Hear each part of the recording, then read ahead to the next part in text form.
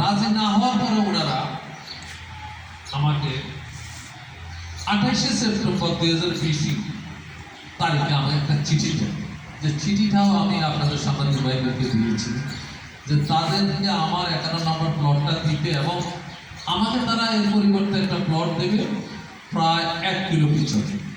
আমার প্লটটা হলো কাঁঠালদিয়া মোজায়, আর ওনারা আমাকে যেটা দেবে সেটা হলো 57 মোজা 1 কিলো পিছনে। তখন আমি রাজি হই। আমি সাধারণত আমার অতিক্রিয়া লিগাল নোটিশ পাঠিয়েছি যে আপনাদের এই চিঠি আমি মানি না, আপনাদের এই চিঠি আপনারা উইথড্র করেন। কিন্তু ওনারা সেটা না মেনে আমার ঘর বাইরে সব বেঁধে দিল। আমি খবর পেয়ে পরে আমি এখানে আসলাম। আসার পরে জিজ্ঞাসা করলাম, ওখানে মহসিন সাহেবকে পেলাম, ওনাদের ল্যান্ডসের একজন বড় অফিসার। বললাম যে ভাই আপনারা এটা কেন করলেন, কার অনুমতিতে? উনি বললো এটা আমাদের কোম্পানির চেয়ারম্যান, এমডি, অন্যান্য ডিরেক্টর, এক কথা মালিকদের কথায় আমরা আপনার ঘর বাড়ি দেখেছি এবং আমরা মাটি পেয়েছি। আমি বলছি ভাই যা করেছেন আর করেন, ওনারা আমার কথা মানে নেই। পরে আমি যাই, দেওয়ানি একটা ইনজেকশন করলাম, রিড করলাম, ওটা আমাদেরকে ইনজেকশন দিয়েছে, রিড দিয়েছে। এরপরও ওই কাগজ পাওয়ার পরও, আদেশ পাওয়ার পরও ওনারা আমার কথা মানলো, ওটার কথা মানলো না। ওটার কথা না মানে তারা আবারও মাটি পেলে আরও উঁচু করলো, আর আরও উঁচু করার পরে আমাদের একটা পিস ভায়োলেশন মামলা করলাম, ওই মামলা যেটা চলে। এরপর আমরা নিজেরা গেলাম যে ভাই আমাদেরকে আর এত কষ্ট দিলেন না, আপনারা আমাকে আমার জায়গাটা তারা মাটি ফেলেন, আমার বউ বাচ্চা নিয়ে, আমার ছেলে সন্তানকে নিয়ে আপনি এখানে থাকবেন। ওনারা তখন এক কথা দুই কথা বললো যে বেশি বাড়াবাড়ি করলে আমাকে গুম করা হবে এবং হত্যা করা হবে। তারপরেই আমার বড় ছেলের স্ত্রী, আমার 2টা নাতি আছে, ওদেরকে নিয়ে আমেরিকা চলে যায় এই করোনার ভিতরে, এবং ওখান থেকে আর 4 বছর তারা আসে না প্রাণের ভয়। আমার বড় ছেলে ওখানে একটা মুদি দোকানে কাজ করে, আমার ছেলের বউ একটা শাড়ির দোকানে, কাপড়ের দোকানে, রেডিমেড কাপড়ের দোকানে কাজ করে। আর আমার ছোট ছেলে, সে এই যে আমার পাশে বসা আছে, সেও তার স্ত্রীকে নিয়ে লন্ডন চলে যায় এবং তারা ওখানে গিয়ে অক্সফোর্ড থেকে এমএস করার পর তারা আর আসে না। পর আমি লন্ডন যাই, তারা বলছে না বাবা আমরা আসবো না, আমাদেরকে এখানে অক্সফোর্ড ইউনিভার্সিটিতে অফার দিয়েছে আমরা এখানে আমরা শিক্ষকতা করার জন্য। আমি বলছি বাবা আমার বয়স 65, আমি কখন মরে যাই বাবা, এগুলো তো ভবিষ্যৎ তোমরাই মালিক, চলে আসো। আমার বলা বললো, আমাদের সামনে তারা বললো যে আমাদেরকে গুম করবে, হত্যা করবে, যারা দাবি না করি, বাড়াবাড়ি যেন না করি। ঠিক করলো, আসলো না, সে তার ওয়াইফ চলে গেল আমেরিকা। পরে আমি আর ওর মা এই গত ফেব্রুয়ারি 27 তারিখে গিয়ে যাই, কিন্তু ওদের একটা বাচ্চা হয়েছে। ওর মা আর আমি যে ওদেরকে ধৈরা অনেকভাবে বুঝিয়ে নিয়ে আসলাম যে বাবা ইউনিভার্সিটির আমাদের জায়গা ছেড়ে দিল।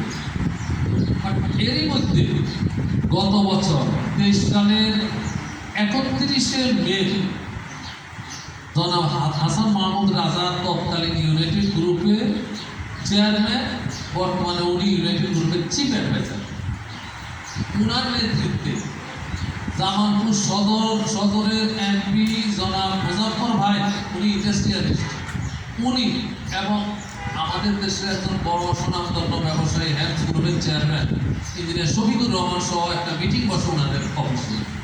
31শে মে আমার এই ছেলে ছিল, আমি ছেলেকে নিয়ে আসছিলাম তখন কয়েকদিনের জন্য।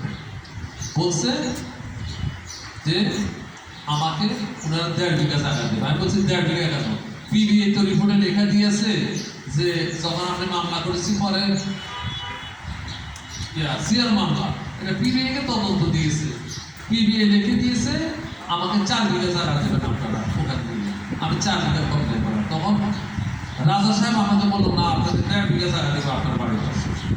আমি বলছিলাম তাহলে 2 বিঘা দেন, যেহেতু ওখানকার 57 মোজা জায়গার দাম 1 টাকা, আর এটা কাঁঠালদিয়া জায়গার মোজার রেটের দাম হলো 1 টাকা মোজা, আর আমাকে যেখানে দিচ্ছে সেখানে জায়গার মোজা রেট হলো 8 টাকা। তখন উনি বলেন আমি 1.5 বিঘার বেশি দেবো না। তখন ওনাদের এমপি সাহেব আর হ্যান্ডস গ্রুপের চেয়ারম্যান আমাকে বললো ভাই রাজা ভাই একটা গেছে, আপনি মেনে যান দয়া করে। আমি মেনে গেছি এবং দাদা সাহেব ওনার অফিসের দুজন অফিসারকে ডাইকা বললো যে 1 সপ্তাহের মধ্যে আমাকে জায়গাটা মেপে বুঝিয়ে দিতে এবং দলিল করে দেওয়ার জন্য। আমারটা ওনাদেরকে দলিল করে দেওয়ার জন্য, ওনারটা 1.5 বিঘা আমাদেরকে দেওয়ার জন্য। কিন্তু তা হলো না, আজকে প্রায় 1.5 বছর। এরপর থেকে যতবারে আমি রাজার সাথে চাই, অন্য মানুষ ধরে কয় না আমি ব্যস্ত, ওনাকে দেবো না এসে না, আমিও দিই আমার দখলে, বাট তারা রাস্তাঘাট বন্ধ করে রেখেছে। আমিও দিই নাই, তারাও দেয়, তারা আমাকে যা বুঝিয়ে দেয় নাই।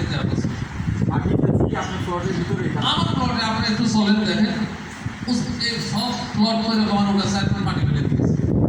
আমি আপনাদেরকে ম্যাপও দিয়েছি, আপনার 60 সালের ম্যাপ দেখেন আর 20 সালে দেখেন, কারেক্টেড ম্যাপ, সেই ম্যাপে দেখেন কি অবস্থা করেছে। তো পিবিআইতে এই মামলাটা যখন যায়, এটা আমাদের মামলার অফিস ছিল বনশ্রীতে, ঢাকা মেট্রো দক্ষিণে। এখানে দারোগা সাহেব 4-5 দিন এসে এগুলো দেখেছে, আমাদের কাগজপত্র সরেজমিনে দেখেছে। পরে এক পর্যায়ে এখানে আরো এডিশনাল এসপি উনারও এসে দেখেছে, দেখে বলছে না ঘটনা সত্য, রিপোর্ট ওনারা দিয়ে দিচ্ছে। বলে আমি তো রিপোর্ট তো ভাই কোর্টে যাইনি, তো আমরা রিপোর্ট হেড অফিসে পাঠিয়েছি। 1 মাস পরে আমাকে একজন আয়ু পরিচয় দিয়ে বদরুল হায়দার, আমি ফোন করেছি কল্যাণপুর থেকে, আপনার এই মামলার আয়ু আমি তো এই মামলার তো আমার রিপোর্ট দিয়ে দিয়েছে বনশ্রী অফিস, কয়নাইটার আয়ু আমি পরের দিন গেলাম বনশ্রী অফিসে আয়ু সাদিকুর রহমানের কাছে। উনি বলছে আমরা রিপোর্ট দিয়ে দিয়েছি। তখন এসপি সাহেবের রুমে গেলাম, উনি আমাকে নিয়ে গেল আয়ু সাহেব মিজানুর রহমান পিবিআর এসপি। আমরা রিপোর্ট হেড অফিসে পাঠিয়ে দিয়েছি। কি রিপোর্ট দিয়েছি? আমরা এটা প্রতিবেদন দিয়ে দিয়েছি, যা পেয়েছি তাই দিয়ে দিয়েছি। পরে আমি গেলাম পরের দিন কল্যাণপুর অফিসে, তাই দেখলাম যে ঠিকই ওনার আয়ু আমাকে লয়ে গেছে ওখানে এডিশনাল এসপি সোহান সাহেবের, তাহিরুল হক সোহান সাহেব। উনি বর্তমানে ঢাকার